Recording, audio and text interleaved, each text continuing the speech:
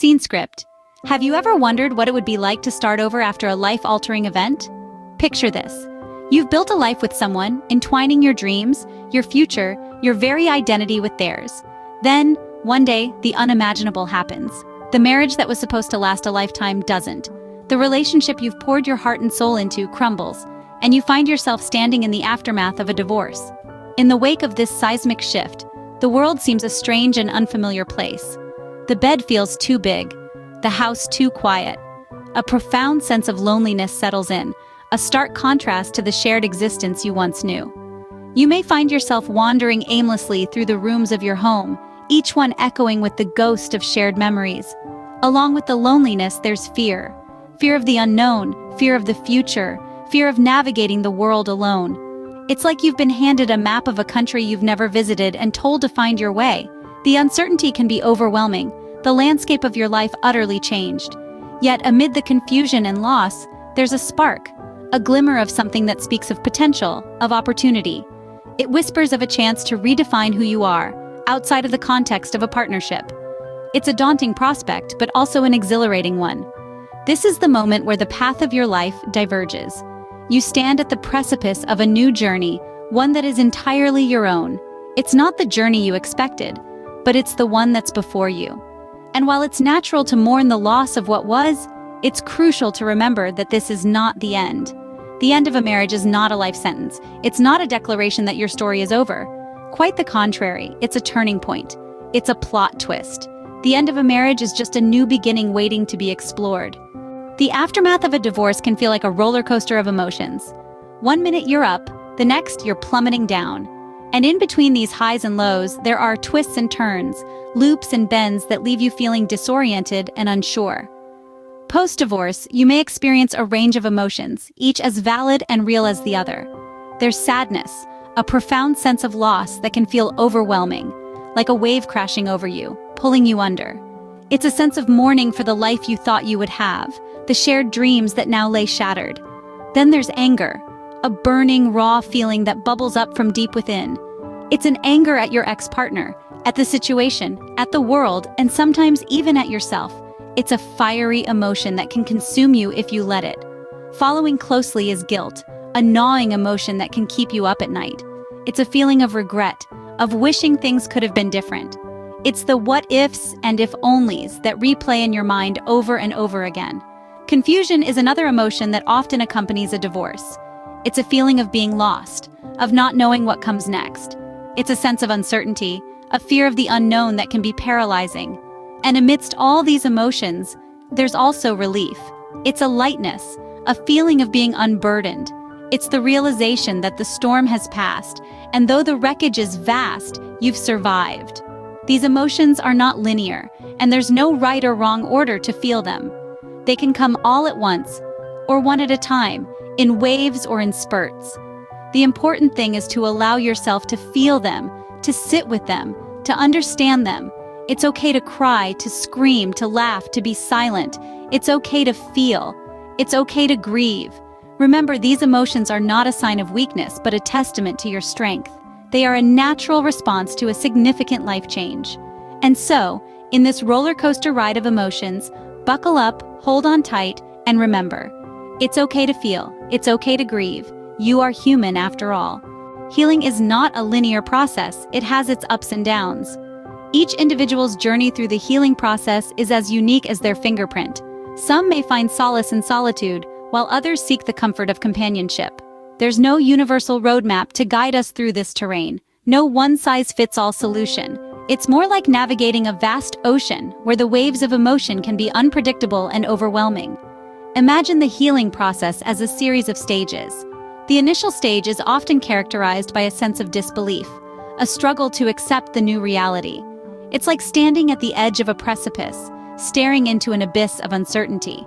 Gradually, as we begin to acknowledge our pain, we step into the next stage, processing our emotions. This can be a tumultuous period, filled with a whirlwind of feelings: anger, sadness, regret, even relief. It's crucial to allow ourselves to feel these emotions, to let them wash over us like the tide. Suppressing our feelings is like trying to hold back the ocean with a dam. Eventually, the pressure becomes too great and the dam breaks.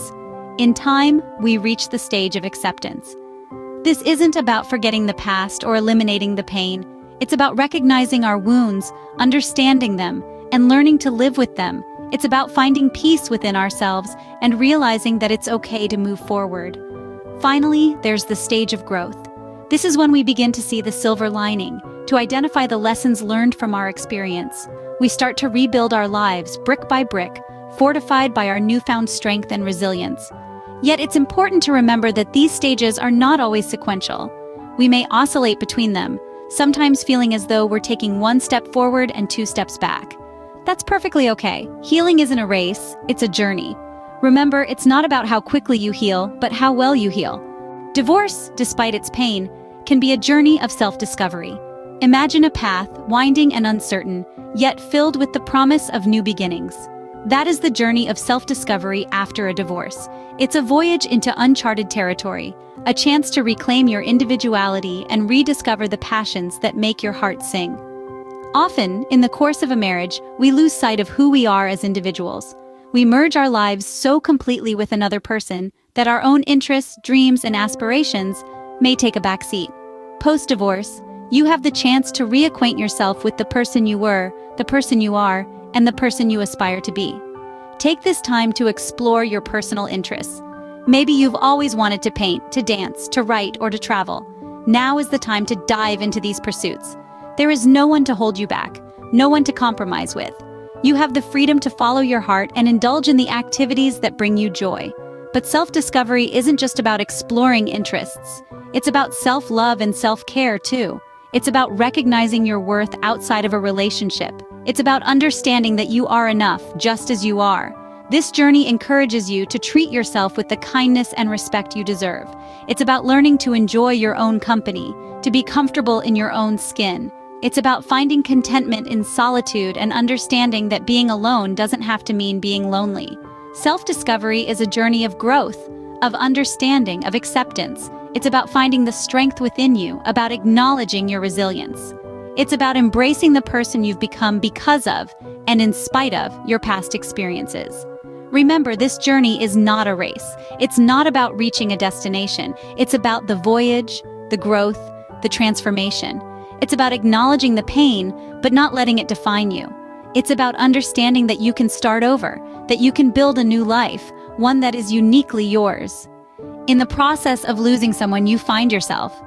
Building a new life after divorce can be both challenging and exciting. When the dust settles and the healing begins, it's time to face the practical aspects of starting anew.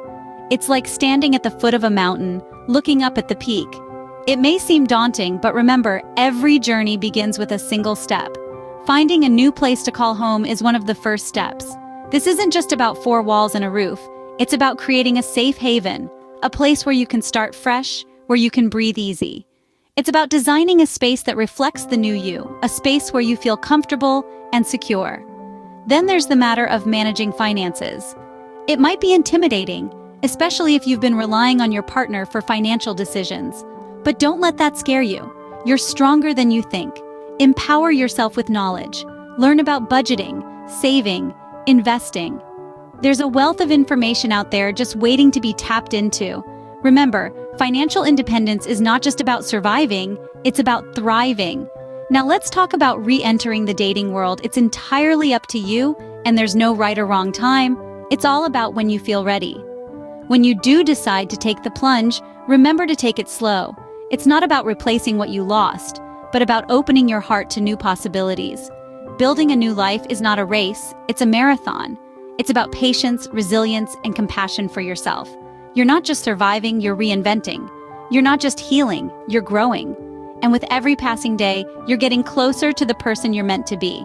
Remember, this is your journey.